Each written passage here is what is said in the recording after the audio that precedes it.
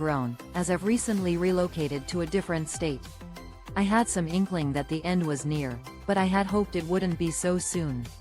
I've been keeping a safe distance for the past few weeks, but now I'm left to confront the reality that I'll never be able to see her again. I'm trying to find the words to process my emotions, but it's hard when those around me seem to be struggling to cope. My loved ones are still reeling from the news, and while they're trying to be supportive, they don't know how to reach out to me right now. My kids are even more confused, unable to understand why their mother is consumed by such overwhelming sadness. This is my third attempt at sharing this story, and the pressure to articulate my feelings is made even more daunting by the platform I'm using. The anonymous nature of this community is a double-edged sword, providing a sense of to all the idiots that pretend to have a gluten allergy because you think it's a personality trait, I love you. Because of this unbelievably stupid trend, I can go on dates with my husband in pretty much any restaurant. He has celiac disease, and before every restaurant had a heartwarming thank you to the so-called gluten-intolerant crowd who unwittingly paved the way for greater inclusivity and flexibility in dining. While this absurd trend may seem ridiculous at face value, it has brought about a profound impact on my life with my husband, who lives with celiac disease. Before the widespread adoption of gluten-free menus and labeling, venturing out to restaurants often required exhaustive research and a barrage of questions for waiters who were just as clueless as we were. However, your actions have helped create a more accessible and accommodating world for people like me and my husband. I must admit, I'm grateful for the progress made in this regard.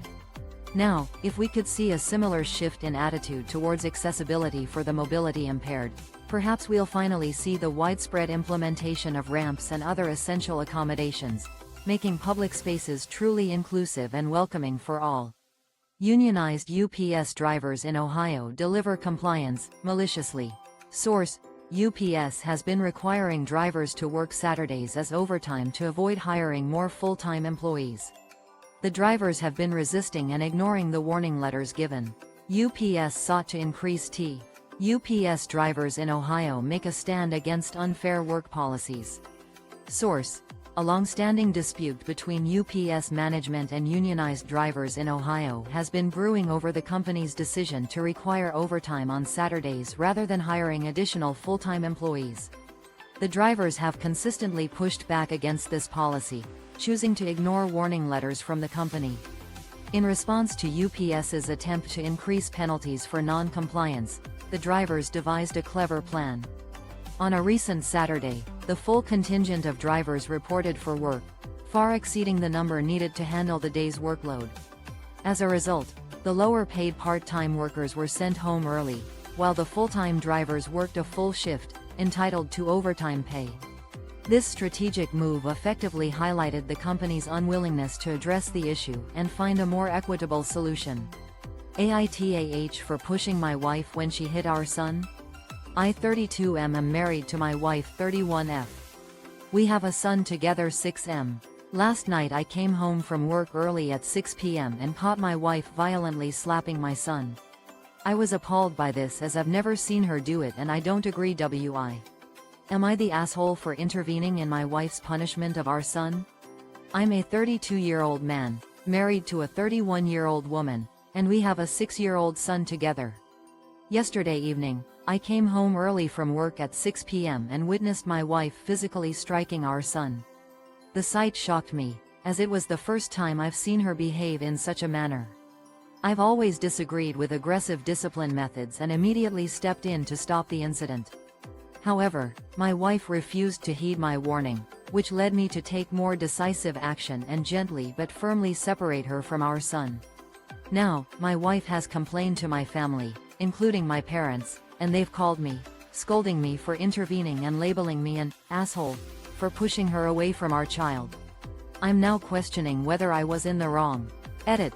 I'd like to clarify that my intention was never to physically harm my wife but to protect our son from an unjust situation.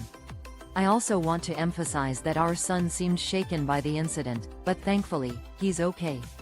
Update.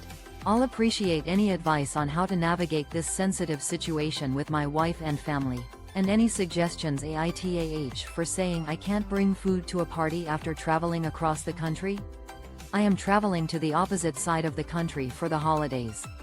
Getting there on Christmas Eve at 6 p.m., going to my sister's husband's family house for Christmas dinner. That family asked am I the a-hole for declining to bring food to a party after a long road trip? I'm heading to the opposite side of the country for the holidays. My arrival is set for Christmas Eve at 6 p.m., where I'll be attending a dinner at my sister's husband's family house. The family had asked me to bring a dessert for everyone to enjoy. However, I politely declined their request, citing my long journey and the time I'll be arriving. My response seemed to catch them off guard, as I received a reply indicating that everyone else was bringing food. It's clear that they are aware of my arduous travel plans and the exact time of my arrival. Am I the a-hole for not feeling up to stopping to get something on my way to the party? Edit. The original poster's intention seems to be that they wouldn't be able to get any food due to their late arrival time and the long travel. Update. The family's request was made with the knowledge that the original poster would be traveling from far away and would be arriving late. TLDR. Am I the a-hole for not bringing dessert to a party after traveling across the country and arriving late? AITA. For calling a guy a loser after he said he didn't like my outfit? My 19F classmate, 19M, always says he likes that I wear jeans and sweatshirts and don't try to look nice. Which I didn't ask and I kind of take offense to. But this weekend, I ran into him at. Was I the asshole for telling a guy he was a failure after he made a comment about my outfit?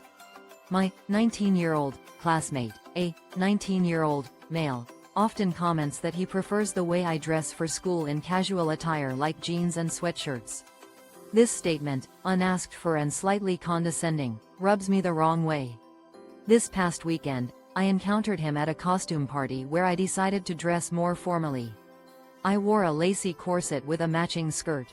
He approached me and mentioned that he preferred my usual school attire, saying that dressing up would only lead to people objectifying me. I responded by calling him a loser, and implying that I didn't appreciate his opinion, reiterating that I didn't ask for it. He then called me a name and left the party. Edit. This post was edited for clarity and grammar. Update. This story has been updated to maintain reader engagement and comprehension. TLDR. A young woman wore a dressy outfit to a costume party, and her classmate, who often prefers her casual school attire, commented that she would only be objectified if she dressed up. The young woman called him a loser, which led. My grandfather wants me to prank people after his dies. He told me that at his age he hasn't got very long left and asked me to promise to do something. He said he'll give me his phone and after